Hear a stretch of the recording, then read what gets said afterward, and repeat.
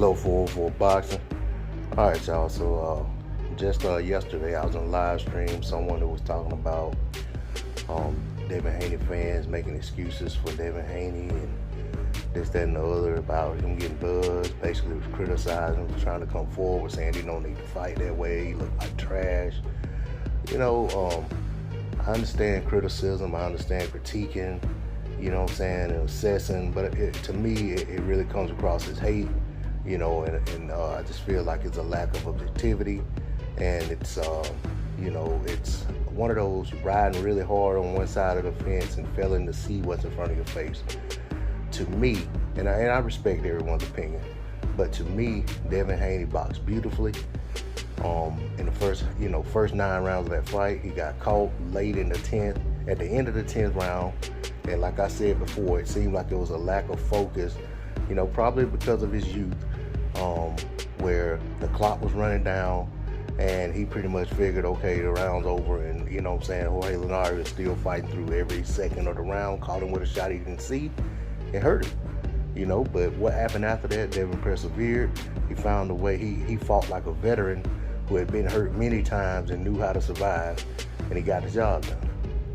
Okay, the other criticism was that he was hugging. They called him Huggy Bear Haney. And I'm hearing a lot of people say that. Look, man, only a fool will get out there hurt and go out there and just go throwing shots and go slugging, knowing you're already at a deficit. Devin Haney fought like a smart veteran who knew what to do when he got hurt in a fight. I can't take nothing away from that performance negatively for Devin Haney, other than he has to stay focused and try to not allow himself to get caught with a shot like that. You know what I'm saying?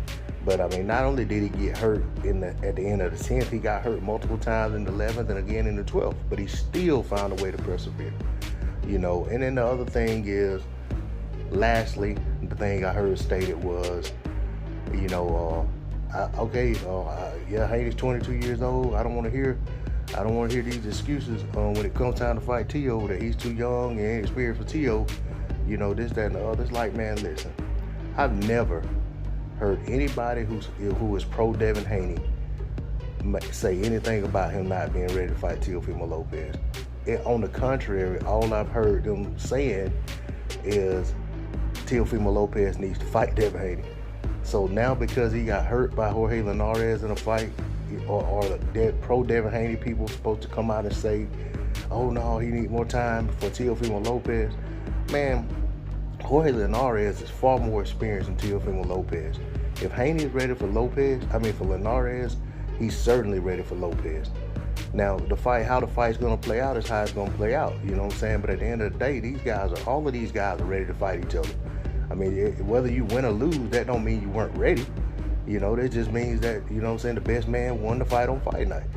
I personally feel like Haney has the skills to beat Teofimo Lopez, but I also feel like Teofimo Lopez has the power to hurt Devin Haney. You know what I'm saying? And he has the skills to set up his power. But at the end of the day, the fights happen in the ring. They don't happen on paper. They don't happen in our mind. They don't happen on social media. We got to see these fights play out. I've never heard anyone saying Devin Haney shouldn't fight Teofimo Lopez. On the contrary, I've heard excuses from Teofimo Lopez's side saying, what has Devin Haney done? You know what I'm saying? Or why does Devin Haney deserve a fight? Which to me implies that side may not be ready for the fight. That's all I got to say on the subject. People making up narratives that aren't even out there. You know what I'm saying? Like, nobody's saying that. Nobody's saying that stuff. And this is coming from a guy who's never been overly high on Devin Haney. I'm just now starting to really assess and appreciate Devin Haney because I'm looking at the guys he's fighting now. It's hard for me to get really high on guys when they're fighting the guys that they're supposed to be running over. Now he's, gotten to the point where he's fighting the guys that are proven, they're contenders, they're former champions. They're guys that you have to respect. And that's when I really start to take these guys serious in terms of looking at how high their ceiling can be. What I'm saying? When these guys are fighting guys that are brought in there to get beat, and they're taking care of business, much credit to them. much respect, because you still have to win those fights, and you have to go out there and look good in those fights. You know, there have been many a prospect and young contender that go out there and lose or look bad versus guys that were brought in for them to shine against.